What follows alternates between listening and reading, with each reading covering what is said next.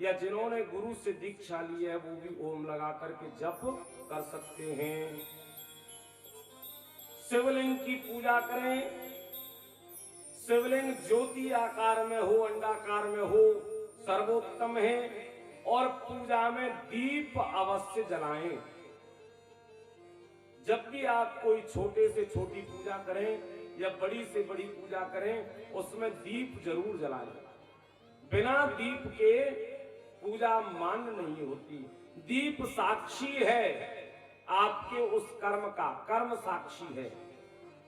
इसलिए पूजा करते समय दीप जागृत अवश्य हो। शिव पूजा में कौन कौन सी पुष्प चढ़ाएं, किस किस पुष्प का विधान है, तो पुष्पों के बारे में कहा, मुक्ति कामो भवेद्यो वैदर्भेश्च पूजनम चरेता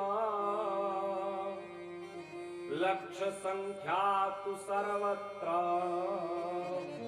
ज्ञातव्या ऋषि सत्तमा। मोक्ष की कामना से दरवा अर्थात कुश का पुष्प चढ़ाएं भगवान पर। कुश का पुष्प क्या होता है? कुश का पुष्प देखा है? देखो, गांव देहात में जो लोग रहते हैं वो जानते होंगे, सरपता तो सब जानते होंगे, सरपता जिसपे सरकंडा जिसमें से निकलता है, तो वो बड़ा होता है और कुशा छोटी होती है। पितरों को जल दिया जाता है पितृ पक्ष में उससे, तो उस कुशा में एक बाल निकलती है बहुत सुंदर सी। कहा कि वो कुशा का फूल यदि भगवान शिव पर चढ़ाया जाए तो मोक्ष की प्राप्ति होती है। तो कुशा के पुष्प से मोक्ष की प्राप्ति बताई। आयु कामो भवेद्यो वै दूर्वाधि पूजनम चरेत पुत्र कामो भवेद्यो वै धतूर कुसुमेश्चरेत। आयु की कामना, अगर किसी को आयु की कामना है कि हम दीर्घ आयु वाले बने, तो वो भगवान भोलेनाथ पर दूर्वा चढ़ाएं। आप सोचते होंगे दूर्वा केवल गणेश जी पर नहीं, भोले बाबा पर यदि दूर्वा कोई चढ़ाता है तो मेरा भोला भंडारी उसकी लंबी आयु करता है, दीर्घ आयु बनाता है। और पुत्र कामो, अगर किसी को पुत्र की कामना है, किसी के कन्या ही कन्या हो रही है और वो पुत्र की कामना रखता है, या कन्या भी नहीं है फिर भी पुत्र की कामना रखता है, तो ऐसे व्यक्ति को धतूर कुसुमेय, धतूरे के फूल भगवान पर चढ़ाने चाहिए। धतूरे के पुष्प चढ़ाने से भोला भंडारी क्या करते हैं? मेरे भोले बाबा उसे पुत्र दे देते हैं। इसलिए जिन्हें पुत्र की कामना है, जो पुत्र चाहते हैं कि हमारे बढ़िया अच्छा सुंदर पुत्र हो, संस्कारी पुत्र हो, वह धतूरे के पुष्प भोले बाबा पर चढ़ाए। अगस्ता कुसुमश्चैव पूजकश्च महत् यशः। जिसे यश चाहिए, प्रसिद्धि चाहिए, ख्याति चाहिए, ऐसे व्यक्ति को अगस्त के पुष्प भगवान पर चढ़ाने चाहिए।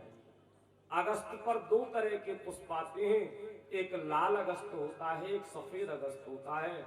लाल अगस्त या सफेद अगस्त जो भी आपको आसानी से मिल जाए, उसके पुष्प भगवान को चढ़ाएं तो निश्चित रूप से आपका यश संसार में फैलता है। और भुक्ति मुक्ति फलम तस्या तुलस्या पूजयेत यदि अर्क पुष्पैः प्रतापस्य कुब्ज हलार कैस्तथा। भुक्ति मुक्ति फलम तस्य, जिसे मोक्ष की कामना हो, अपनी मुक्ति की कामना हो, ऐसे व्यक्ति को तुलस्याम पूजयेत, तुलसी के द्वारा भगवान को पूजना चाहिए। जब तक हमने शिव पुराण नहीं पढ़ा था, हमारे मन में एक दुविधा थी और बहुत लोगों के मन में दुविधा रहती है।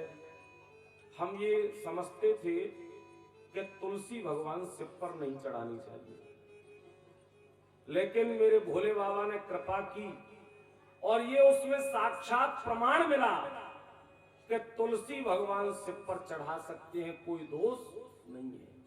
ये श्लोक कह रहा है, भुक्ति मुक्ति फलम तस्य तुलस्या पूजयेत यदि, यदि कोई तुलसी के पत्रों से मेरे भोले बाबा की पूजा करता है तो ऐसे व्यक्ति को भोग और मोक्ष दोनों की प्राप्ति होती है। और अर्क पुष्पई, अर्क कहते हैं अकौआ,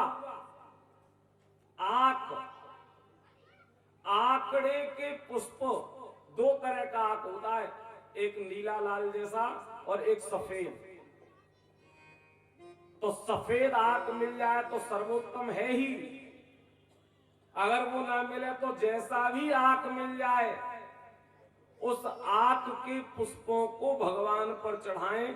अर्क पुष्पई प्रतापस्य, उससे आपका प्रताप संसार में बढ़ता है। आक के पुष्प चढ़ाने का इतना महान फल है। और कुब्जक हलार कई तथा, और अपामार्ग के फूल से महान अक्षय पुण्य प्राप्त होता है। अपामार्ग का पौधा आपने देखा होगा, ऋषि पंचमी को जिस पौधे की दातुन की जाती है, जिसे चिड़चिड़ा कहते हैं, लटजीरा कहते हैं, उसका शुद्ध नाम है अपामार्ग। ऋषि पंचमी वाले दिन उसकी 108 दातुनें की जाती हैं, ऐसा विधान है। जो महिलाएं ऋषि पंचमी का व्रत रखती हैं या जो कन्याएं व्रत रखती हैं, वो 108 उस पौधे की दातुन करती हैं। तो कहा कि अपामार्ग की वो बाल जो जिसमें कांटे लगे हुए हैं, चिड़चिड़ा की बाल, भगवान को इतनी प्रिय है कि अक्षय पुण्य मिलता है। अक्षय पुण्य का मतलब है ऐसा पुण्य जो कभी समाप्त नहीं होता, अर्थात हमेशा ही नवीन बना रहता है। और अड़हुल या त्रिधारा, एक त्रिधारा का पौधा होता है जिसमें कांटे होते हैं लेकिन फूल बहुत सुंदर आता है, सफेद रंग का। तो त्रिधारा का पुष्प भगवान पर जो अर्पित करता है उसके शत्रुओं का नाश हो जाता है, उसके शत्रु नष्ट हो जाते हैं, शत्रु नहीं रहते, वह अजात शत्रु हो जाता है। तो त्रिधारा का पुष्प यदि कोई चढ़ाता है तो उसका कोई शत्रु नहीं रहता, सब मित्र हो जाते हैं। और कन्नेर के पुष्प से, कन्नेर का पुष्प, कन्नेर कई तरह का होता है, लाल होता है, पीला होता है, सफेद होता है। तो कन्नेर का पुष्प यदि भोले बाबा पर चढ़ाया जाए तो रोगों का निवारण करता है। एक पुष्प और आ रहा है, हमारे मन में ऐसा था कि शायद ये भी भगवान पर नहीं चढ़ता, लेकिन शिव पुराण जब पढ़ा तो हमें भी उसकी जानकारी हुई। कौन सा पुष्प? बंधु